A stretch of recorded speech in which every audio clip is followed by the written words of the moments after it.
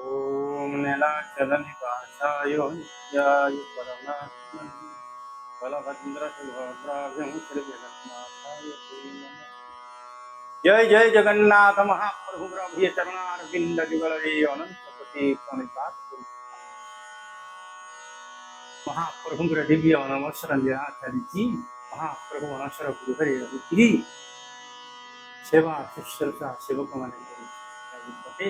ଭକ୍ତମାନେ ବ୍ୟାକୁଳ ହେଇ ପଡ଼ିଲେଣି। ମହାପ୍ରଭୁଙ୍କର ଜ୍ୱର କ'ଣ କମୁନାହିଁ। ଫୁଲରେ ତେଲ ଲାଗି ହେଲା।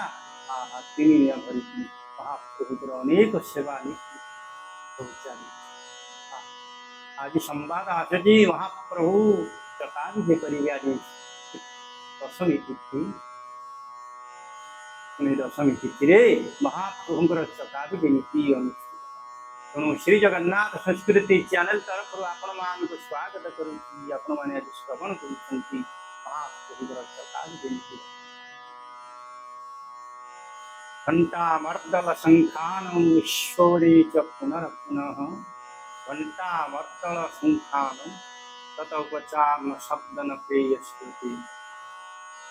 ତେଣୁ ଏ ଅଣବସର ସମୟରେ କୌଣସି ଶବ୍ଦ ବି ହଉନଥିଲା। ନା ଘଣ୍ଟା ବାଜୁଥିଲା, ନା ମର୍ଦଳ ବାଜୁଥିଲା, ନା ଶଙ୍ଖ କିଛି ବାଜୁନଥିଲା। ସବୁ ବନ୍ଦ ହେଇଥିଲା।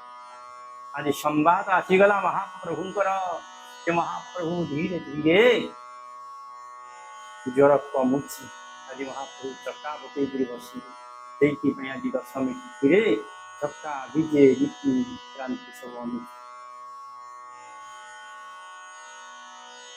ଆଜି ଦଶମୀ ତିଥିରେ ମହାପ୍ରଭୁ ମୋର, ଆଜି ଦଶମୀ ତିଥିରେ ମହାପ୍ରଭୁ ମୋର ଚକା ବିଜେ ହେବେ। ମହାପ୍ରଭୁ ମୋର ଚକା ବିଜେ ହେବେ।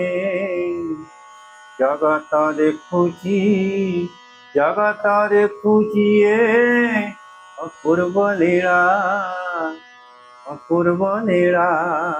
ଆଜି ଦଶମୀ ତିଥି ଆସିଛି। ଧୀରେ ଧୀରେ ମହାପ୍ରଭୁ ସୁସ୍ଥ ହେବେ। କାରଣ ରଥ ସେପଟେ ପ୍ରସ୍ତୁତ ହେଇଗଲା। ମହାପ୍ରଭୁ ରଥ ଉପରେ ବିରାଜମାନ କରିବେ।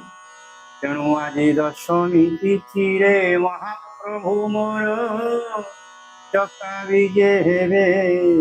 ଅଣସର ଘରେ ଜ୍ୱରରେ କମ୍ପୁଥିଲେ, ଅଣସର ଘରେ ଜ୍ୱରରେ କମ୍ପୁଥିଲେ ମୋ ମହାପ୍ରଭୁ, ମୋ ମହାପ୍ରଭୁ। ମହାପ୍ରଭୁ ଅଣସର ଘରେ ଜ୍ୱରରେ ପ୍ରଥମ ଖାଦ୍ୟ ଦହି ସର ଲହୁଣୀ ତାକୁ ପଣା କରିକି ମହାପ୍ରଭୁକୁ ଦିଆଯାଉଛି। ସେଉମାନେ ଅତି ଆଦରରେ ଦେଉଛନ୍ତି। ଘରେ ଯାହାର ଜ୍ୱରରେ ପୀଡ଼ିତ ଯେପରି ସେବା ହୁଏ, ସେହିପରି ଭାବରେ ପ୍ରିୟ ସେବକମାନେ ତାଙ୍କ ଠାକୁରଙ୍କ ସେବା, ସେବକମାନଙ୍କ ସେବା ଶୁଶ୍ରୂଷାରେ, ସେବକମାନଙ୍କ ସେବା ଶୁଶ୍ରୂଷାରେ 9 ଦିନ ଧରି ଶୋଇ ରହିଥିଲେ, 9 ଦିନ ଧରି ଶୋଇ ରହିଥିଲେ। ମହାପ୍ରଭୁ 9 ଦିନ ଶୋଇକି ଥିଲେ। ଜ୍ୱର ଏମିତି ଜ୍ୱର ତାଙ୍କୁ ମାଡ଼ିଗଲା। ଆଜି ଯେ ଚକା ପକାଇ ବିଜୟ କରିବେ, ଆଜି ପ୍ରଭୁ ମୋର ଚକା ପକାଇ ଯେ ବିଜୟ କରିବେ। କେତେ ଅପୂର୍ବ ଲୀଳା ମୋ କାଳିଆ ସୁନ, ମୋ କାଳିଆ ସୁନାର ଇଏ ହେଉଛି ଅପୂର୍ବ ଲୀଳା। କଳା ମୁଗୁନି ପଥର 3 ଗୋଟି ଆସି, 3ଟି କଳା ମୁଗୁନି ପଥର ଆସିକିରି ପ୍ରସ୍ତୁତ ହେଇଗଲାଣି। ମହାପ୍ରଭୁ ସେ ପଥର ଉପରେ ବସିଗଲେ।